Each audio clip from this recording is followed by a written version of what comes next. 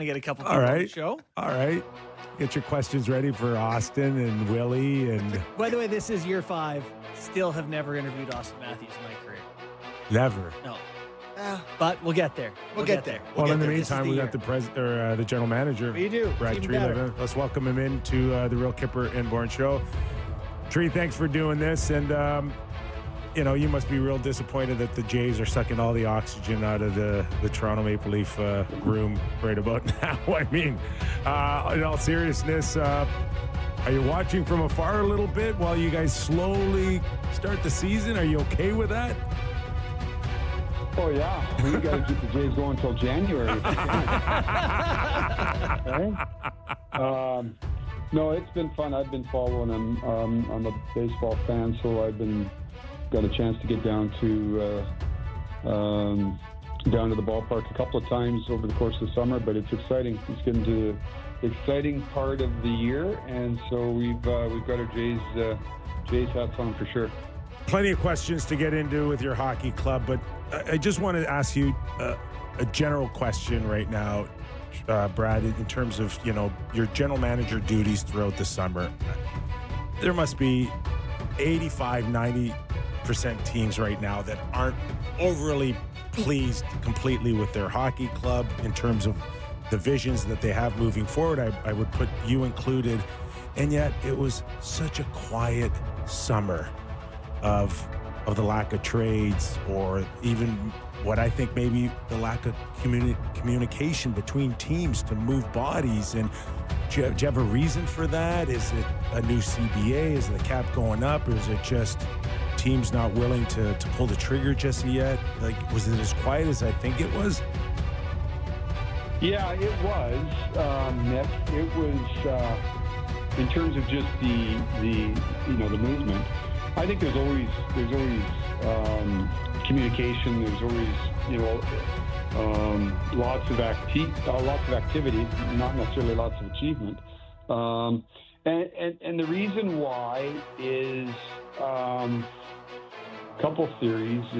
I don't necessarily think it has anything to do with the CBA, other than you had, number one, financially, you had a cap that increased significantly for the first time in a long time. So there wasn't, in most cases, there wasn't any real financial pressure, right? Where we've seen in the past where a team has either got financial pressure here with contracts that are due now, or where they see a year from now where they've got to get ahead of it, and make some room.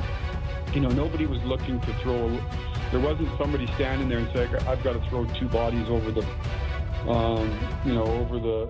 over the boat here just to get under the cap. So that was number one, and I think we were also in an environment where I think everybody's trying to take a step.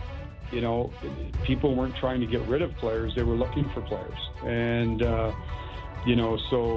teams that are feel that they're in contention status are always looking to get better. Those teams that were, coming through rebuilds or developing teams, they're also looking to take a step. So there just wasn't, up until now, to this stage, there hasn't been an availability of players.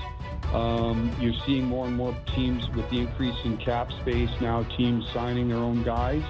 So there wasn't, even going back to free agency, there wasn't a lot of, there wasn't a whole lot of movement.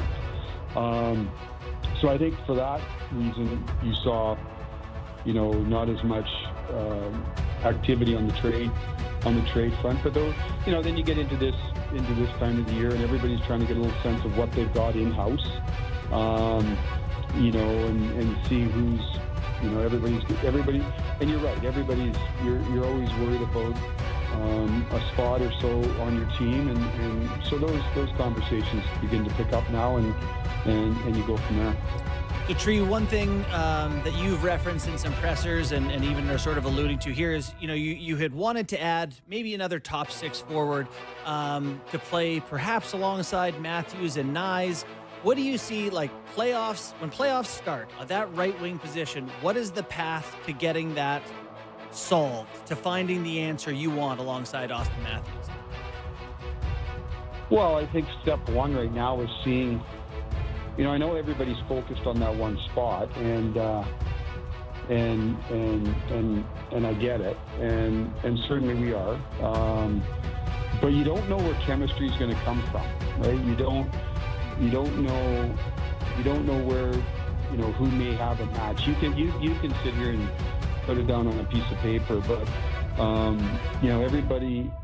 everybody will have an opinion on it. But till you get out on the ice and you see who fits with who, and some of it too is sort of the job description, right? We all know what the prototypical top six forward looks like in terms of creating offense and those types of things, but sometimes it needs a little bit of a different ingredient, where there's defensive player, somebody that can get in on a forecheck and create loose pucks, create space, all those types of things. So I think for us, we're not going to get ahead of ourselves in looking at the playoffs. We're looking at, and it sounds like a motherhood statement, but we're just kind of looking at tomorrow, right? Like that, we got to go through camp here and see if there's chemistry with different guys that we have right now. And so that's the process, right? You practice, you talk. Chief and I'll talk every day. We talk with our staff in here of different ideas. You're looking internally. You look externally. It's easy to say, let's go get a top six forward. Well, who is that? What is the cost? So that's really where we're focused at, Justin. Is okay. We've got our group in camp for 6 days in or whatever we are. Is there a fit? We've seen Michelli up there. Right now, they've had one preseason game under their belts. Max is just now back joining the group. He was working through an injury the first few days. So, and maybe there's some other, maybe there's something else internally. So we're going to continue to look internally, while also continue to look outside and see is there an availability for somebody that can come in and help us. You're watching and listening to the general manager of the Toronto Maple Leafs, Brad Treliving. Tree, in our heyday, man, you had a lot of tomorrows in training camp, 2-a-days, 10, 12 exhibition games, plenty of time to kind of sort things out. That's not the case anymore, and I'm just wondering, with such a compressed schedule now for exhibition games and knowing that we're a little over a week to game one, how much pressure does that put on someone like Easton Cowan, who's trying to crack the opening lineup, to Michelli to show chemistry, to some of the other guys who are challenging as well?